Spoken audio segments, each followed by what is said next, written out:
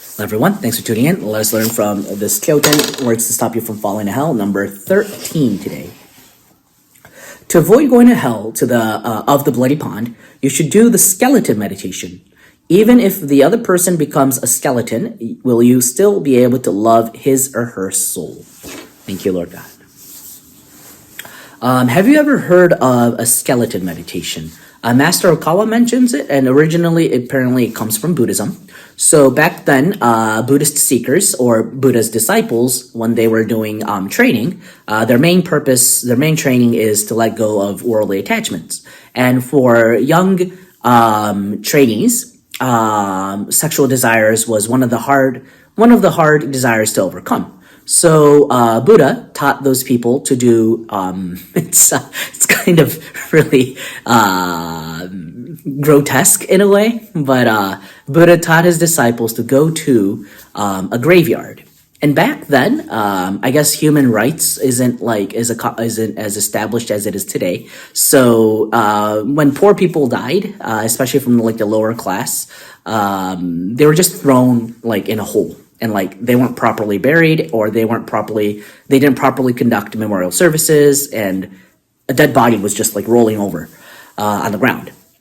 And so Buddha would tell the Buddha's disciples to go to those places and to look at that flesh of a dead person, and check and see if you still have sensual desires. Wow.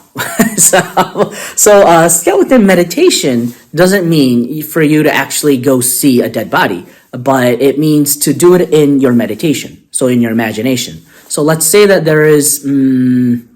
let's say that you come to have a sensual desire towards someone that you shouldn't. Let's say that the other person is already married, or you're married, or something like that, or you have a boyfriend or a girlfriend. And let's say that instinct comes out. Master says, use the skeleton meditation, and that it has an instant effect to stop you thinking about those sexual desires. So think of someone that you are, going crazy about because he's so sexy or she's so sexy.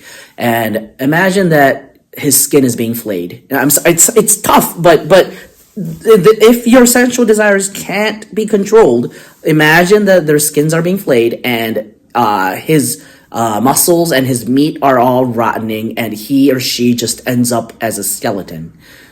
At that moment, do you still feel a sexual desire towards that person?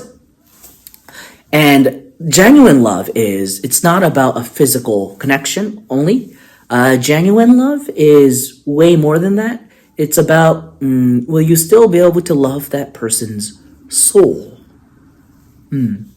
Even if, that person ended up looking like a skeleton. Can you still love that identity, that existence of the one who you love? A very deep and practical knowledge of how not to go to hell. Not only in the spiritual world, but how not to create hell on earth. Thank you, Master. Bye-bye.